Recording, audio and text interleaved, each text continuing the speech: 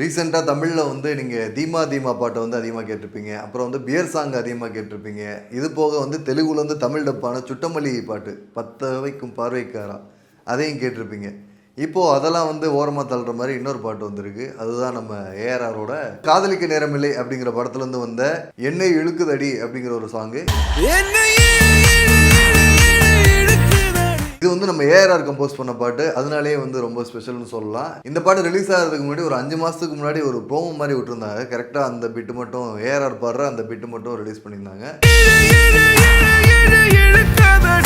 அது கேட்கலே வந்து எப்படா அந்த பாட்டு ரிலீஸ் ஆகும் அப்படிங்கிற ஒரு ஹைப்லாம் வந்து எனக்குன்னு இல்லை, எல்லாருக்குமே சோஷியல் மீடியா இருந்ததை பார்க்க முடியுது. பிரேமலு பட கிளிப்ஸ்லாம் வச்சு எடிட் பண்ணி இந்த பாட்டை பெரியபாய் சீக்கிரம் ரிலீஸ் பண்ணுங்க இந்த பாட்டை அப்படிங்கிற மாதிரி போட்டுட்டு இருந்தாங்க. நேற்று இந்த பாட்டு வந்தோடனே எல்லாம் செலிப்ரேட் பண்ண ஆரம்பிச்சிட்டாங்க. எஸ்பெஷலி இந்த பாட்டை வந்து பாட்டாக பிரித்து இந்த இடம் சூப்பராக இருக்குது, இந்த இடம் வேற லெவலில் இருக்குது, இந்த இடம் வந்து ஹெவனுக்கு கூட்டு போகுது அப்படிங்கிற மாதிரிலாம் சொல்லிட்டு இருந்தாங்க. பெரிய பாய் சம்பவம் அது இது நிறைய பேர் ட்ரெண்ட் பண்ணிட்டு இருந்தாங்க. ஸோ இந்த பாட்டை தான் வந்து நம்ம ரீல்ஸ் எல்லாம் இனிமேல் வருங்காலங்களில் அதிகமாக கேட்போம் அப்படிங்கிறத நினைக்கிறேன். இந்த பாட்டை வந்து லிரிசிஸ்ட் விவேக் எழுதியிருக்காரு. ஃபீமேல் வோக்கல் வந்து தி வந்து பாடியிருக்காங்க. அவங்க வாய்ஸ் வந்து நம்ம இது வரைக்கும் நிறைய பாடல்கள் கேட்டிருப்போம். அதுல இருந்து கொஞ்சம் மாறுபடுத்தி கொஞ்சம் வித்தியாசமா யூஸ் பண்ணிருக்காரு ரஹ்மான் சார். அவங்க போர்ஷனுமே வந்து ரொம்ப கேட்க நல்லா இருந்துச்சு. சில பேருக்கு வந்து அது வந்து ஒட்டாத மாதிரி இருந்துச்சு. தீக்கு பதிலாக வேற யாராவது பாட வச்சிருக்கலாம் அப்படிங்கிற சொல்றாங்க. இப்போ சமீப காலமா தி மேல வந்து வன்மத்தை கேட்டிருக்காங்க. ஏன்னு தெரியல, நமக்கு பிடிச்சிருக்குது அவங்க பாடல்கள்லாம். இப்போ ஏஆர்ஆர் கம்போசிஷன்ல தீ பாடுற முதல் பாட்டா அப்படின்னு கேட்டோம்னா இல்ல, இதுக்கு முன்னாடி வந்து பிகில் படத்துல வந்து ஒரு பாட்டு பாடியிருக்காங்க. இதற்கு தான் வலிமை சேர்த்தோமே அப்படிங்கிற ஒரு பாட்டு, ரொம்ப நல்ல பாட்டு, எனக்கு ரொம்ப பிடிச்ச பாட்டு. நிறைய பேர் கேட்டிருக்க மாட்டாங்கன்னு நினைக்கிறேன். அண்டர் ரேட்டர் இல்லை ஓவர் ரேட்டர், உங்களுக்கு எது வசதியோ அதை பார்த்துக்குங்க. அந்த பாட்டு போய் கேளுங்க, ரொம்ப நல்லா இருக்கும். அந்த பாட்டு வந்து லிரிக்கலாவுமே சூப்பராக இருக்கும். சந்தோஷ் நாராயணன் கிட்ட வந்து ஒரு இன்டர்வியூவில் கேட்பாங்க, இந்த மாதிரி தீ பாடின பாட்டுலேயே வந்து உங்களுக்கு ரொம்ப பிடிச்ச பாட்டு எது அப்படின்னு கேட்கல. அவர் அந்த பாட்டை தான் வந்து அப்பையில சொல்லுவார். இப்போ கேட்டால் இந்த பாட்டு சொல்கிறதுக்கும் வாய்ப்புகள் இருக்குது. அந்த அளவுக்கு வந்து அந்த பாட்டு ரொம்ப நல்ல பாட்டு. நிறைய பேருக்கு வந்து ஏஆர்ஆரை வந்து ஒரு ஜாலி மோடில் பார்க்கணும், ஒரு ஜாலியான பெப்பியான லவ் சாங் கேட்ட ரொம்ப நாள் ஆச்சு அப்படிங்கிற மாதிரி நிறைய பேர் மிஸ் பண்ணதா அவங்களோட ஆதங்கங்களை வந்து தெரிவிச்சுட்டு இருந்தாங்க. ஒரு வினி தாண்டி வருவாயா, அப்புறம் வந்து ஓகே கண்மணியில் உள்ள ஏஆர்ஆர் வந்து எங்களுக்கு திரும்ப வேணும் அப்படின்னு வந்து நிறைய பேர் கேட்டிருந்தாங்க. இப்போ இந்த எண்ணெய் இழுக்குதடி பாட்டு கேட்கும்போது நம்மளுக்கு ஓகே கண்மணி வைப்பு தான் வருது. நிறைய பேரும் அதான் ஷேர் பண்ணியிருந்தாங்க.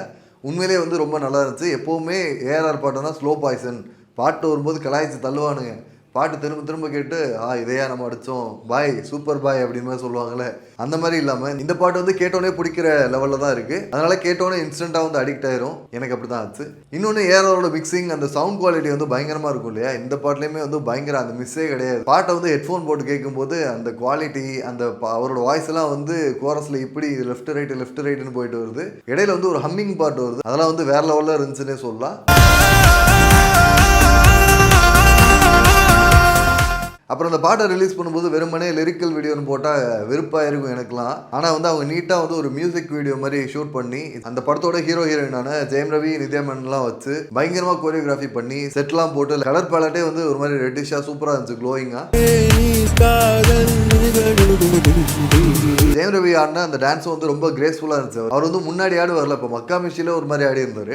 முன்னாடி வந்து அந்த ரொமான்டிக் ஹீரோ ஜெயம் ரவி படங்கள்லாம் வந்து ஒரு டான்ஸ், ஒரு சாமிங் பார்ப்போம்ல, அதை வந்து பார்க்க முடிஞ்சது. ரொம்ப சூப்பராக இருந்துச்சு, ஸ்மூத்தாக இருந்துச்சு. பேக்ரவுண்ட் டான்சர்ஸும் வந்து சூப்பராகவே ஆடி இருந்தாங்க. அந்த செட் டிசைன் பார்க்கும்போது இவங்க கிருத்திகா உதயநிதி தானே இந்த படத்தோட டேரக்டர். இவங்க வந்து வணக்கம் சென்னையில் வந்து இந்த ஓ பெண்ணே இதெல்லாம் வந்து ரொம்ப கிரியேட்டிவாக பண்ணியிருப்பாங்க. அந்த செட் டிசைன் எல்லாமே, அந்த ஆர்ட் ஒர்க்கே சூப்பராக இருக்கும். அந்த மாதிரி இதுலேயே வந்து ரொம்ப கிரியேட்டிவாக ரொம்ப நல்லா இருந்துச்சு. அப்புறம் வந்து ஏஆர்ஆர் கம்போஸ் பண்ணாலே வந்து அவரை பாடல்களில் வந்து ப்ரொமோஷனுக்கு யூஸ் பண்ணிக்குவாங்க தான் எல்லா படங்கள்லையும். இப்போ என்ன பண்ணுறாருன்னா அடிஷ்னலாக நான் பாட்டு மட்டும் பாட மாட்டேன், டான்ஸும் ஆடுவேங்கிற மாதிரி க்யூட்டாக ஒன்று 2 ஸ்டெப்பெல்லாம் வந்து மியூசிக் வீடியோவில் போட்டு போவார்ல, அதே மாதிரி கேம் பண்ணுறது. தீயுமே வந்து இதில் ஃபீச்சர் ஆகுறாங்க, அவங்களுமே நல்லா ஆடி இருக்காங்க. இப்போ வந்து ஃபீமேல் வோக்கல்ஸ்ன்னு பார்க்கும்போது தீ வந்து ஒரு பெரிய சென்சேஷனாக இருக்காங்க. அவங்க ஹிந்தியில் பேபி ஜான்லாம் பாடியிருக்காங்க. அந்த பாட்டுமே சீக்கிரம் வரப்போகுதுன்னு அனௌன்ஸ் பண்ணியிருந்தாங்க.